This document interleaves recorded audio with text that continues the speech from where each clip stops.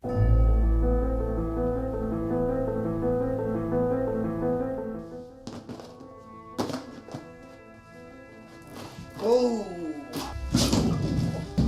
how's it going there, cowpokes? Today we're gonna rustle up some dang-ass criminals. And by we, I mean they. And by they, I mean today's monster.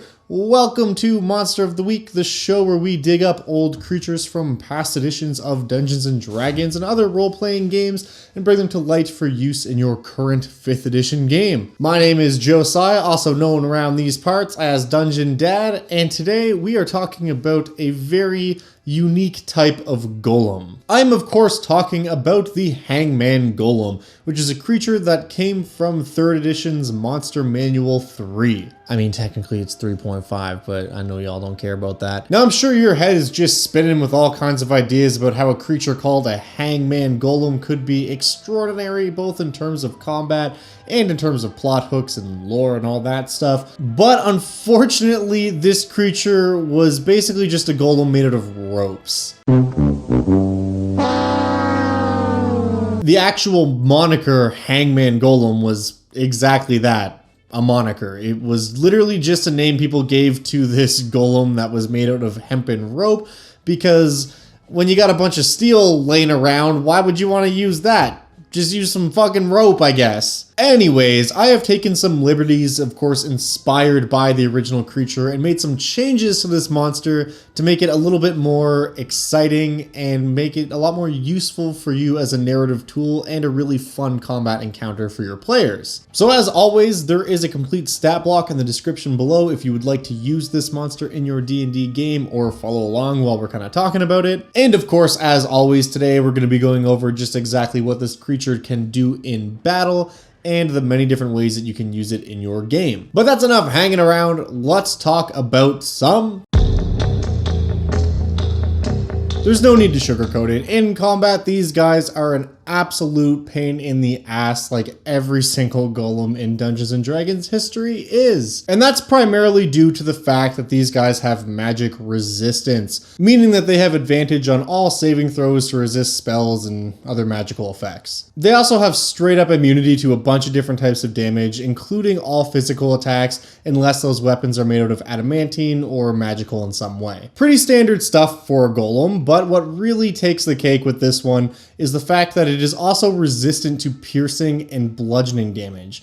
Meaning that even if you have a magical weapon that does bludgeoning damage, it's still only going to be doing half damage unless of course it's slashing. This of course being because it's much more effective to try to cut through a bunch of ropes than it is to pound it to death with a hammer. Same thing goes for trying to skewer it. But one thing these creatures do have going for them that makes them truly unique amongst all of the golems that exist within Dungeons & Dragons is their stealthy capabilities. By far the most subtle golem that I've come across in any monster manual, at least that I've yet to see, these guys are experts in the art of the ambush. For starters, they have crazy high dexterity, so their armor class doesn't come from any natural armor like most golems have. It's just straight up dex based. And with a +8 to dexterity, you better believe that means they're also going to be good at stealth. I mean, and acrobatics and other dex-based skills, but specifically stealth because they're proficient in it. These guys are sneaky. Also, in place of a standard slam attack, they have a rope lash attack, which is basically a slam, but it can hit from 15 feet away. And that's not even the worst part about this attack. If it hits you with a rope lash attack, you're also grappled. Thematically, I like to think that this is literally it lashing out with a noose, putting it around your neck and tightening it away. Now it does have multi-attack, so that means it gets to make 2 of these attacks every round. And after a round or maybe 2, when it has a few targets grappled, it's then going to want to use its second action, which is called Strangle. This action forces a Constitution save for all creatures it has grappled, and each one of those creatures is going to take a ton of damage. And as the name would suggest, again, it's literally just tightening its grip around all those creatures it has grappled and trying to strangle them. One little thing that I added to this ability, which I think is pretty cool, is I gave it a bit of text that says if the creature, meaning the golem's target, is 5 feet lower than the actual golem, the creature has disadvantage on the save. This kind of ties into the idea of these monsters being ambushers. So if it can get above someone and then lash out the first round, grab a couple people, start hurting them, and then on its next round start yanking them up, literally trying to hang them, those creatures have disadvantage on their saving throws because they're literally being pulled off the ground. I think it's really cool thematically, and I think it also makes sense from a rules point of view as well. And then in terms of that one big special ability which a lot of the golems have, this one has an ability called Rope Whirlwind, which literally just makes a melee attack against every target within its reach. Pretty standard, but potentially devastating if it can get in a good position. And of course, that ability is on a recharge of 5 or 6, so it's not going to be able to just completely annihilate everything around it at all times, unless it gets very lucky. Now, the final action that this creature has is not an aggressive one, but a defensive one, and I think it's really fascinating in terms of design. The Hangman Golem has an ability called Unravel, which literally takes an action and it just falls to the floor in a 10-foot wide pile of tangled ropes. Why would it ever want to become a useless pile of ropes? Well, let's talk about that. For starters, while it's in this form, it cannot move or make any attacks, which I realize is a horrible way to start my argument for why it would want to do this, but nonetheless, it can't do anything. However, it does regain 10 hit points per round. So this is kind of it going into its healing state. But the true value in this ability is not the fact that it heals a little bit at the start of every round. In combat, that's going to be almost completely useless.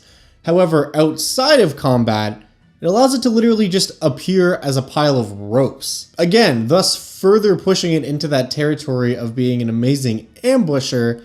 It's kind of like a hide and play in sight ability. If this thing's trying to be stealthy and one of your party members spots a 12-foot tall guy made out of hangman's nooses, that's gonna raise an alarm. But if it doesn't even try to hide and just kind of finds an inconspicuous spot, your players might notice a big pile of ropes, but depending on the environment, that might not seem that weird. And even if it does seem weird, like if they're in an inappropriate environment for something like that to be just lying around, it still just looks like a giant pile of ropes. So they might kind of poke at it or whatever, but ultimately it doesn't have to reveal itself as a threat until it wants to. And when it does want to assume its regular form, it of course just does so as an action as well, simply just standing up and compiling itself. One final note I want to say about the mechanics of this creature, which isn't even really an ability, it's more of a strange quirk, is how this creature interacts with a specific spell.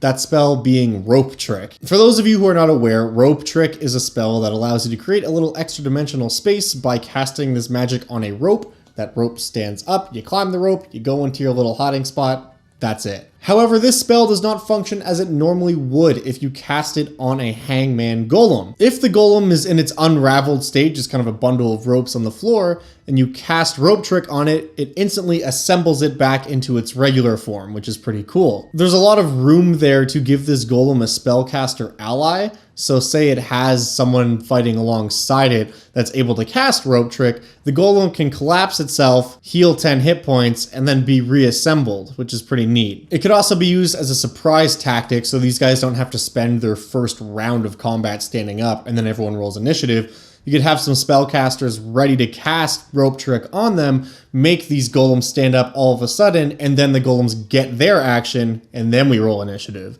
So there's a few creative ways you could use that. But if the golem is already in its regular state and someone casts Rope Trick on it, it actually stuns the golem for a round. And I mean, a level 2 spell slot just to get 1 round of stunning isn't amazing, but it could be potentially life-saving if used in the right circumstance. So just something to play with and kind of a unique quirk which makes this monster feel truly special. And I mean, personally, I just love stuff like that when monsters have a weird way they interact with something else from the game. So I don't know, I thought that was cool. Anyways, definitely getting a bit ahead of myself here. So let's take a moment and talk about So most golems that we see in the monster manual, especially in 5th edition, are neutral. Because the whole thing with golems is they're just kind of servitors. They are built by someone and they obey that person's command, so they're not really capable of advanced ideas like law and chaos or good and evil. However, if you've already looked at the stat block for this monster, you will notice that it is lawful neutral, which is very weird for a golem to have any sense of bearing on the law chaos scale. The reason for that is because in order to create a Hangman Golem, you must use ropes that come from the gallows. Essentially, ropes that have been used to hang people. Specifically, ropes that have been used to hang condemned criminals. See, through the whole process of execution, where someone who has done wrong is then killed for their sins, it almost imbues, or at least I like to think it does, it imbues the rope with this aura of justice and lawful death in kind of a weird way. So by using those ropes specifically as the material for creating this golem, it makes it lawful in nature. So it's going to be even more steadfast in following those commands, and it kind of prevents it from being misused. It has a code of sorts. I mean, it could still be created by someone who's lawful evil and used for a bunch of evil shit, but you get the idea. Again, that's just a little flavor tidbit, which I think is a fine addition to our hangman golem stew we've got going here. But then, of course, that raises the question, who would use a golem like this and for what purpose? And the answer kind of ranges from obvious to not so obvious. I mean, the first thing that comes to my mind is a bounty hunter, someone who literally goes out to bring criminals back to town to be hanged. Very thematic. It's literally a creature made and designed for the sole purpose of capturing people, tying them up, and in some cases hanging them. So I could very easily see a bounty hunter rolling into town, and behind him he's got his golem who has a dude thrown over his shoulder all bound up in ropes, which are also part of the golem's body. Or if you've got one of those dead or alive type criminals on your hands and someone just needs to take care of them, maybe instead of risking the lives of your good townsfolk, you send out one of these golems to hunt that person down and take care of them. The cool thing about both of those situations is your players could be either on the sending or receiving side of that. If they've got outstanding warrants somewhere, these things might come after them, not to kill them, but to try to knock them out and take them back to town, and they'd likely be working under the command of some type of bounty hunter. And if your players are truly terrible people, maybe some of these things have been dispatched to take care of them. Or conversely, they could be working alongside one or two of these golems as part of the bounty hunters guild or something like that. I mean, there are rules for making golems in this game, and I've also included those in the stat block, so maybe your players even want to create one of these things to serve in this capacity. But the flip side of this, of course, is that not all law is good. So maybe you've got a paladin of conquest or a blackguard or some type of tyrannical ruler who uses the force of crushing law to stamp out any type of resistance that might rise up against them. Maybe they have some of these golems that roam the streets and look for people who are committing crimes or breaking any of the laws that have been put in place by this evil despot and are then making those people disappear. But they could definitely make good guards, soldiers, or just general minions of any type of lawful evil enemy. The type of bad guy who hangs their enemies off the side of their castle as a show of force to anyone who would dare cross them. Something else I discovered, which this is kind of a side note, but I think it's cool and I just want to talk about it, is a magical object referred to as a hand of glory. If you're not familiar with what a hand of glory is, that's completely reasonable because it's a really weird thing, but it is a magical item, at least allegedly magical item from the real world. It's kind of a folklore thing. And as that legend goes, if you cut off the sinister or sinistrum hand of a person, meaning their left hand, that evil hand could be made into a hand of glory, which essentially involves taking fat from the person who was killed and making it into like this weird 5-pointed candle. And if you do make it into this candle, if lit, it emits light that only the holder of the candle can see. I think that's kind of a unique idea for a magic item. There are also other versions of this story that talk about the hand paralyzing people, which is something you could easily convert into D&D terms. And there's even another version of the story that says the hand is able to open any locked door, which sounds like it's an object that lets you cast knock once a day by literally knocking the dead person's hand on the door. Honestly, it's pretty cool, and despite everything I just said, I think the weirdest thing about this is actually how you put the candle out, and that is, of course, by dipping the lit flames in milk. I don't know why milk is the only thing that can extinguish the hand candle. I have no idea what that's all about. It's a super stupid and weird myth, to be completely honest. but it's applicable, and I just kind of stumbled across this while doing super fun research about people being hung. So cool.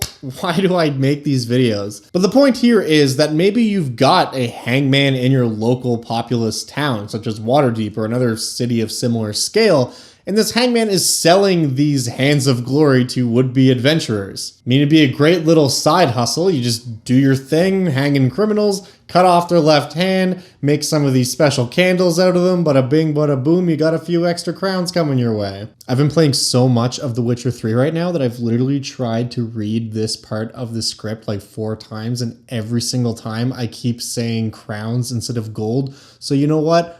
Fuck it, it's staying in. And who knows, maybe this hangman character has a few of these hangman golems that are hanging around. I can't believe I just said that by accident. And he sends them out to literally keep him employed, to bring back criminals so that he can hang them and cut off their hands and make candles. I would love to see this dude's Etsy page. Anyways, that's all I've got for you on the hangman golems today. I think they're really fascinating creatures, and like I said, if you want to use them in your game, if you think they're as cool as I do, then the description below is where you want to go. You can find a link there to a Google document which will contain everything you need to run these creatures successfully. And of course, if you are one of my lovely patrons, you can find the monster manual style stat block with a little bit of extra lore and that kind of stuff on my Patreon page, which is also in the description below there too. And in terms of Patreon, we recently passed a pretty significant milestone, which means that we're going to be doing another giveaway. So the only thing you have to do to enter is be one of my patrons at any level. On March 1st, I will randomly be selecting a winner from one of my patrons, and the winner will receive their choice of any D&D book that they choose. I didn't want to put up a specific book, so I figured I'd leave the option in your hands. Because I mean, who knows, maybe you haven't picked up the new Eberron campaign setting and you really want that. Or maybe settings aren't your thing, you don't have a copy of Volo's Guide yet. I don't know.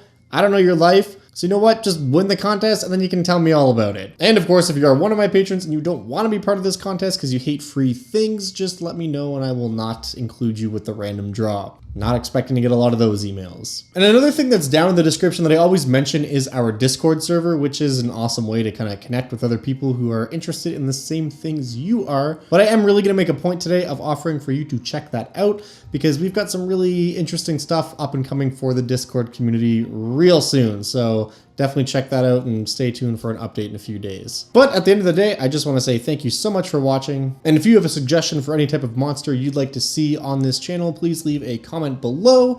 And if you want to support the channel, the easiest and freest and coolest way to do that is to subscribe. And while we're here, I do want to give a shout out as well to Killstrato on Discord, who recommended this week's monster. And on that note, I will see you in the next video. Until then.